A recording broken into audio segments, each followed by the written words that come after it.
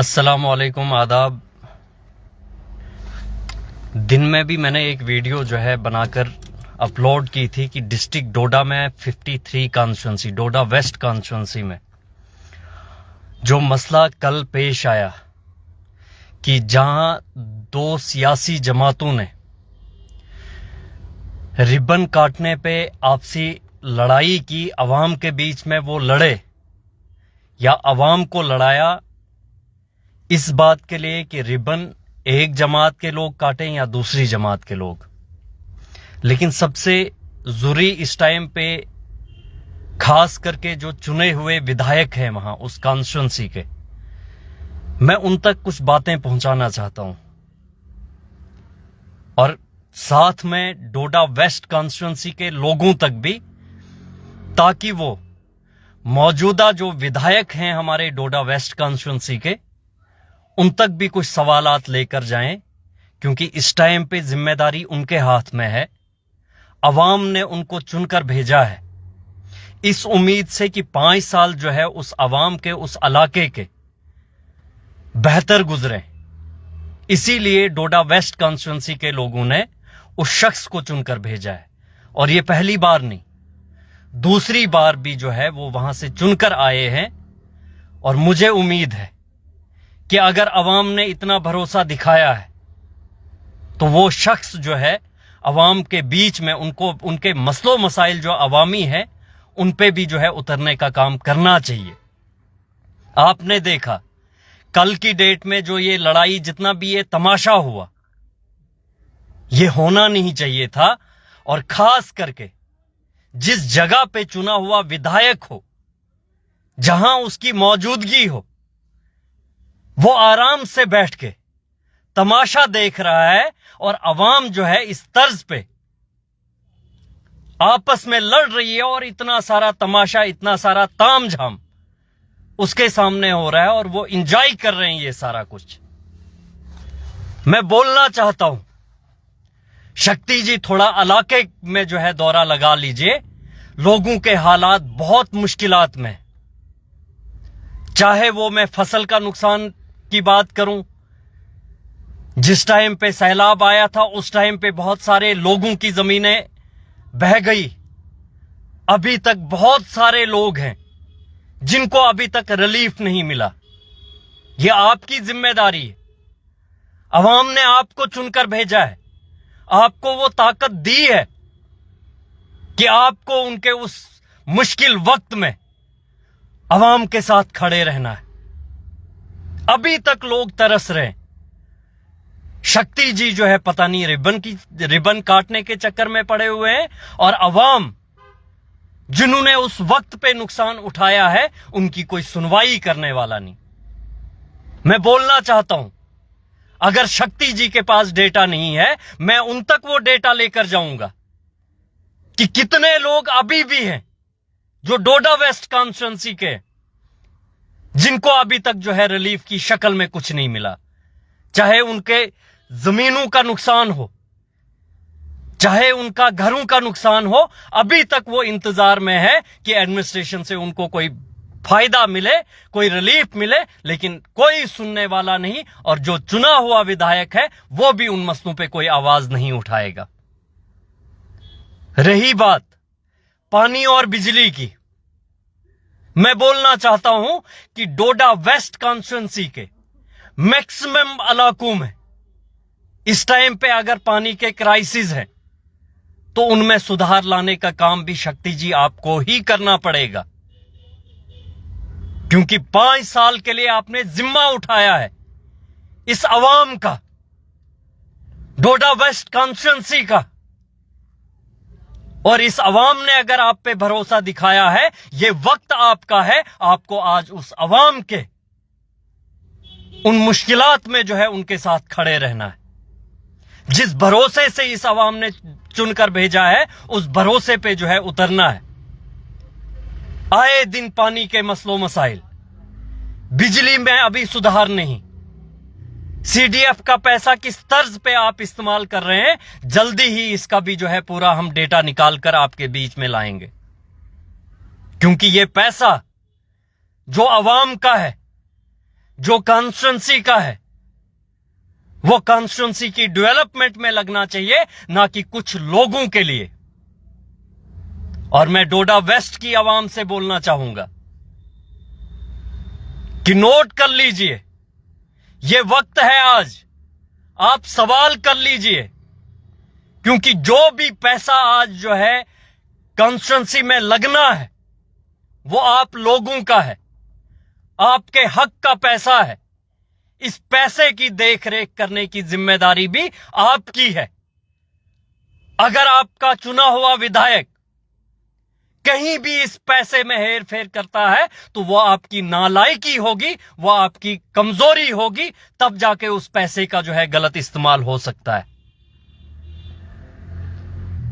CDF का पैसा हो या यूटी में जो इनको फंड्स मिले थे हर एमएलए को, उसमें कितने डेवलपमेंटल वर्क हुए हैं, किस तर्ज पे उस पैसे का इस्तेमाल हुआ है, उसका भी हिसाब देना चाहिए शक्ति जी को। क्योंकि मैं बताना चाहता हूं डोडा वेस्ट की आवाम को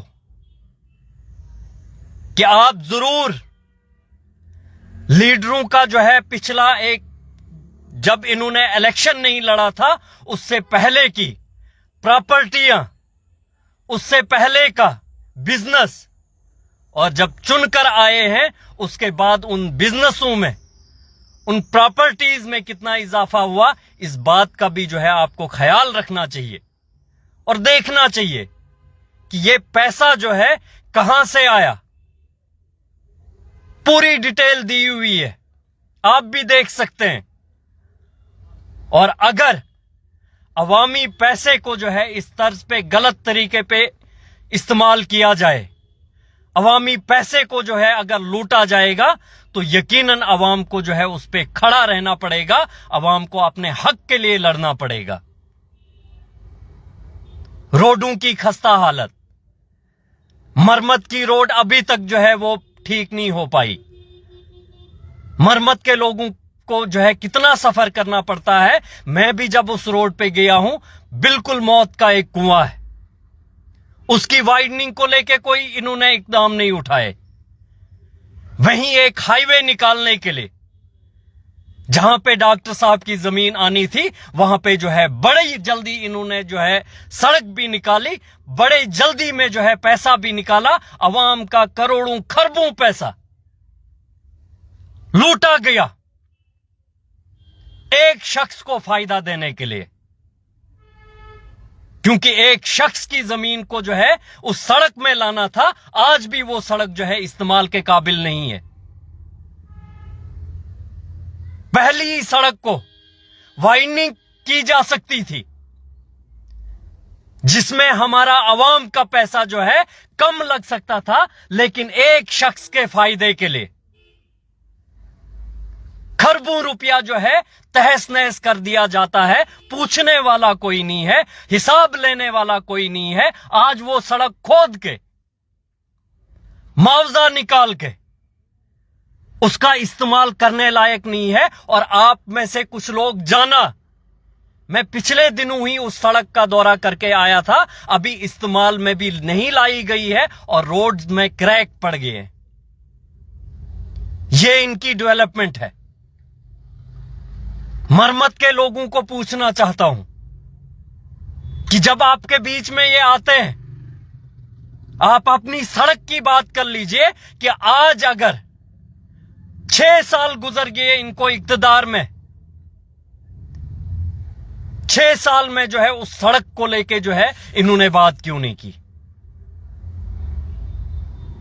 देसा कपरन रोड, सेंटर में इनकी सरकार, कब से उस इलाके के लोगों को ठगा जा रहा है, कब से वो लोग जो है तरस रहे हैं कि शायद आज नहीं, इस साल नहीं, अगले साल वो सड़क निकाली जाएगी। लेकिन अवाम के साथ जो है खुले पैमाने पे खिलवाड़ किए जा रहे हैं, धोखे पे धोखा दिया जा रहा है, लेकिन कोई सुनने वाला नहीं। किस बेशर्मी के साथ ये फिर से उन इलाकों में जाते हैं, उन लोगों के बीच में जाते हैं, मुझे हैरानगी होती है। और खास करके मैं उस इलाके के लोगों को भी कहना चाहता हूं, सालों से आपने डिमांड लगाई कि देसा कपरन का रोड जो है निकलना चाहिए। मोदी जी सेंटर में बैठे हुए, भाजपा की सरकार, सेंटर में इनका मंत्री, शक्ति जी भाजपा के चुने हुए विधायक उस कॉन्स्टिट्यूंसी के, लेकिन अभी तक उस रोड पे जो है कोई काम नहीं किया गया। बस अवामी एक मुद्दा बनाया है, हर बार जब इलेक्शन होगा उस बार आएंगे, आपको ठग के जो है निकल जाएंगे। लेकिन इनको पता है कि हम ठगने का काम करेंगे और ये अवाम इतनी बेवकूफ है कि हमारी बातों में आ जाएगी और हम जो है आने वाले 5 साल ऐसे ही निकाल लेंगे, फिर से दोबारा जाएंगे, पूछने वाला कोई नहीं। डेवलपमेंटल वर्क प्रायोरिटी पे होने चाहिए। जिम्मेदारी इस बात की उठा लीजिए आज कि जब भी आपके इलाकों में आपके चुने हुए विधायक आएंगे, उनसे इलाकों की डेवलपमेंटल बात कर लीजिए, हिसाब मांग लीजिए, क्योंकि आप लोगों ने वो ताकत इनको दी है। आपके वोटों से जो है वो उस कुर्सी पर बैठे हैं जिस कुर्सी से जो है आपके इन कामों को पूरा किया जा सकता है।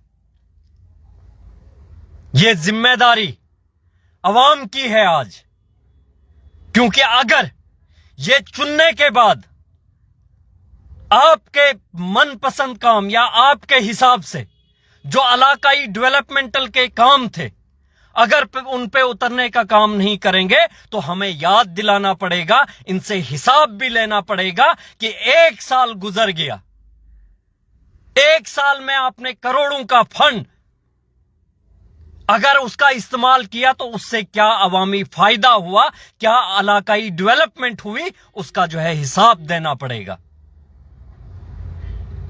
मैं चाहूंगा कि जैसे ही ये पूरा यूटिलाइजेशन होता है फंड्स का, हम एक बार जरूर उस कॉन्स्टिट्यूंसी का पूरा डेटा निकालेंगे कि किस तर्ज पे जो है कितना पैसा किन कामों में लगाया गया है, और उन कामों को भी चेक किया जाएगा क्या वाकतन उस पैसे का जो है उसी हिसाब से इस्तेमाल किया गया है, या ऐसे ही अपने कुछ लोगों को फायदा देने के लिए, अपने कुछ ठेकेदारों से जो है उस पैसे को निकालने के लिए इस्तेमाल किया गया है, इस अवाम के इस पैसे को। क्योंकि दिन ब दिन इनकी प्रॉपर्टियां बढ़ रही हैं और ये अवाम का पैसा है, आपके टैक्स का पैसा है। एक गरीब शख्स ये ना सोचे कि वो सरकार को टैक्स नहीं पे कर रहा है। हर शख्स, चाहे वो गरीब है अमीर है, सरकार को पैसा देने का काम कर रहा है, और वही पैसा आपके चुने हुए नुमाइंदों के हाथ में आता है आपकी बेहतरी के लिए, इलाकों की बेहतरी के लिए। और उस पैसे में अगर कहीं भी हेर फेर होती है तो उसकी जिम्मेदारी भी अवाम की है कि उन नुमाइंदों से जो है हिसाब लेना है कि जो हमारा पैसा आपके पास आया था डेवलपमेंटल वर्क के लिए, इलाकों के लिए, उसमें आपने क्या काम किया है। और इनसे खास करके अब हमारे इलाकों में कॉन्स्टिट्यूंसी का मैक्सिमम एरिया पहाड़ी इलाका है, जहां पे बर्फ गिरने वाली है, वहां पे हमारे रिसोर्सेज खास करके पानी और बिजली की सबसे ज्यादा किल्लत रहती है। और अभी तक मैक्सिमम काम जो है हमारे हो जाने चाहिए थे, लेकिन बहुत सारे कामों की आज भी टेंडरिंग हो रही है। मुझे हैरानगी होती है कि अगर आज इन सर्दियों के मौसम में टेंडरिंग हो रही है तो ये काम जो है कंप्लीशन पे कैसे पहुंच पाएंगे। अगर सर्दी इस तरह से जो आज का वक्त चल रहा है, मुझे लग रहा है कि दिनों में बर्फ गिर जाएगी तो फिर से जो है आपके साथ खिलवाड़ किया जाएगा, अवामी पैसे को बर्बाद किया जाएगा। क्योंकि ये सरकार और ये नुमाइंदे जानबूझकर जो है इस तरह से अवाम के इस पैसे को लटका कर एंड जो सर्दियों का जो वक्त आता है उस टाइम पे टेंडरिंग करवा के या मैक्सिमम पैसा लैप्स करवा दिया जाता है या अवामी पैसे को जो है बर्बाद किया जाता है।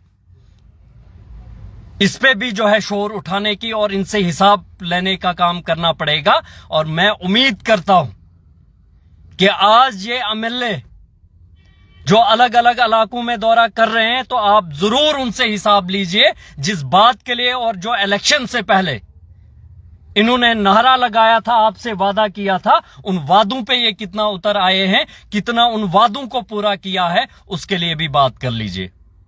शुक्रिया। अल्लाह हाफिज।